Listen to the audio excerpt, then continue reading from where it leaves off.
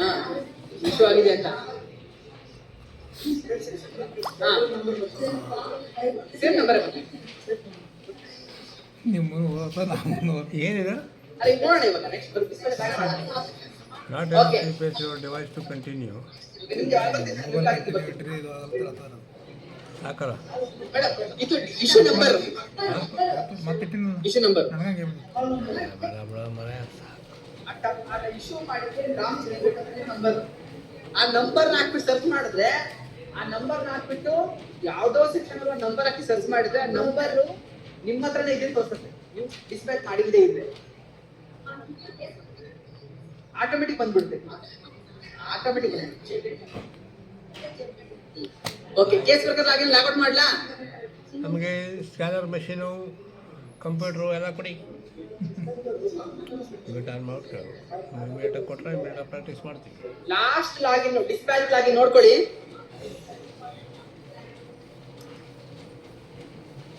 Dispatch login ಮಾಡ್ತಾ ಇದ್ದೀನಿ.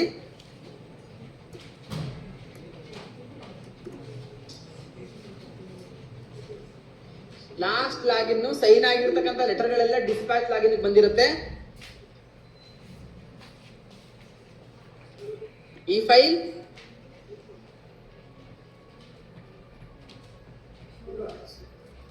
ಹೇಳ್ಬೇಕು ಇವಾಗ.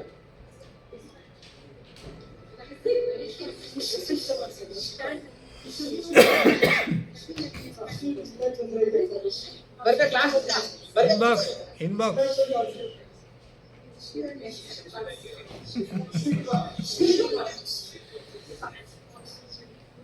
ನೋಡಿ ಕರೆಕ್ಟ್.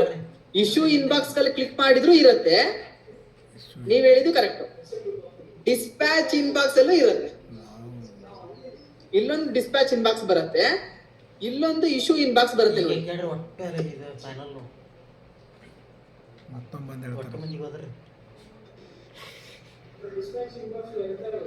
ಎರಡು ಕಡೆ ಬರುತ್ತೆ, ಎರಡು ಸೇಮ್ ವರ್ಕ್ ಆಗುತ್ತೆ.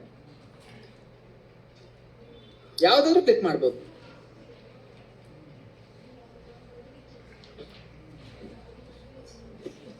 ಆದ್ರೂ ಬೇಗ ತೆಲಿಗೆ ಹೋಗ್ಲಿತ್ತು. ಪ್ರಾಕ್ಟಿಕಲ್ ಆಗಿ ಮಾಡ್ಬೇಕಾರೆ ಅದು ನಮ್ಮ ಗುರು ಎಲ್ಲ ತಿಳ್ಕೊಂಡು ಹೇಳ್ಕೊಟ್ಟಾಗ ಕೇಳಿಸ್ಕೊಳ್ಳಿ. ಡಿಸ್ಪ್ಯಾಚ್ ಇನ್ಬಾಕ್ಸ್ ಕೇಳಿಸ್ಕೊಳ್ಳಿ. ಎಲ್ಲ ನಿಮ್ಗೆ ಕೊಟ್ಟಾರ ರೋಲ್ ಮಾರೇ, ನಮ್ಗೆ ಏನು ಕೊಡ್ತೀರಿ? ಡಿಸ್ಪ್ಯಾಚ್ ಇನ್ಬಾಕ್ಸ್ಗೆ ಒಂದು ಔಟ್. ಈಗ ಡಿಸ್ಪ್ಯಾಚ್ ಇನ್ಬಾಕ್ಸ್ ಗೆ ಸೈನ್ ಆಗಿರ್ತಕ್ಕಂಥ ಲೆಟರ್ ಬಂದ್ಮೇಲೆ ಅವ್ರು ಏನ್ ಮಾಡ್ತಾರೆ?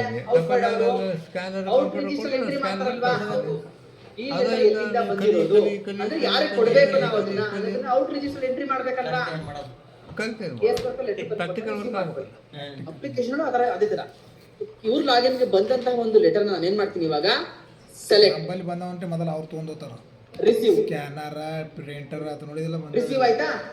ರಿಸೀವ್ ಮಾಡ್ಕೊಂಡಿದ್ದೀನಿ. ನಾನು ಲಾಗಿನ್ ಬಂದ ಲೆಟರ್ ನ ರಿಸೀವ್ ಮಾಡ್ಕೊಂಡಿದ್ದೀನಿ. ಕ್ಲಿಯರಾ? ರಿಸೀವ್ ಮಾಡಾದ್ಮೇಲೆ ಏನ್ ಮಾಡ್ಬೇಕು? ಅದೇ ಲೆಟರ್ ಮೇಲೆ ಕ್ಲಿಕ್ ಮಾಡ್ಬೇಕು. ಓಕೆನಾ? ಇಲ್ಲಿ ಬೇರೆ ಇನ್ನೊಂದು ಲೆಟರ್ ತಗೊಳ್ತೀನಿ. ರಿಸೀವ್ ಮಾಡ್ಕೊಂಡಂತ ಲೆಟರ್ ನ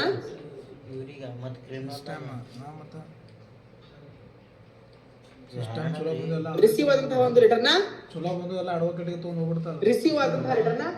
ರಿಸೀವ್ ಆದಂತಹ ಒಂದು ಲೆಟರ್ ನ ಓಪನ್ ಮಾಡ್ಕೊಂಡೆ.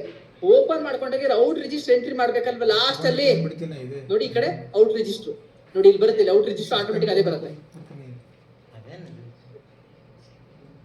ಪೋಸ್ಟಲ್ ಕಳಿಸ್ತಾ ಇದ್ದೀರಾ ನೀವು ಪ್ರಿಂಟ್ ತೆಗೆದು, ಅಥವಾ ಇಮೇಲ್ ಐಡಿ ಆಲ್ರೆಡಿ ಹಾಕಿ ಬರೀ ಮೇಲ್ಗೆ ಕಳಿಸ್ತಾ ಇದ್ದೀರಾ ನೀವು? ಓಕೆ.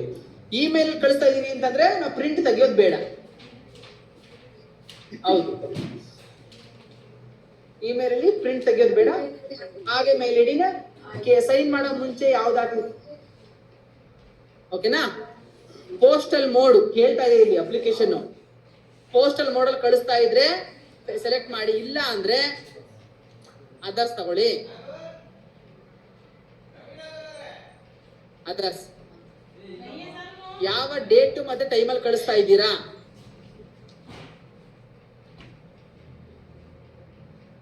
ಇವತ್ತಿನ ಡೇಟ್ ಅಲ್ಲಿ ಕಳಿಸ್ತಾ ಇದ್ರೆ ಇವತ್ತಿನ ಡೇಟ್ ತಗೊಳ್ಳಿ ಅಷ್ಟೇ. ನೀವು ಯಾವ ಮೇಲ್ ಐಡಿ ಹಾಕಿರ್ತೀರಾ ಇಲ್ಲಿ ಆ ಮೇಲ್ ಐಡಿಗೆ ಜಸ್ಟ್ ಸೆಂಡ್ ಅಂತ ಕ್ಲಿಕ್ ಮಾಡಿದ್ರೆ ಡಿಸ್ಪ್ಯಾಚ್ ಆಗ್ತದೆ, ಆ ಮೇಲ್ ಐಡಿ ಕೊಟ್ಟೋಗ್ಬೇಕು.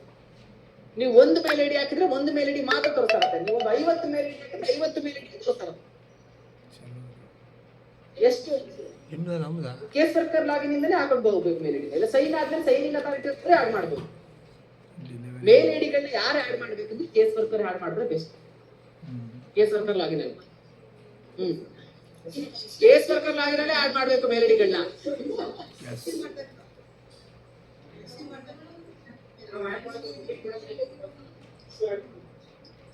ಇಲ್ಲ ಸೈನ್ ಆತರ ಮಾಡಿದ್ರೆ ತಪ್ಪಾಗುತ್ತೆ.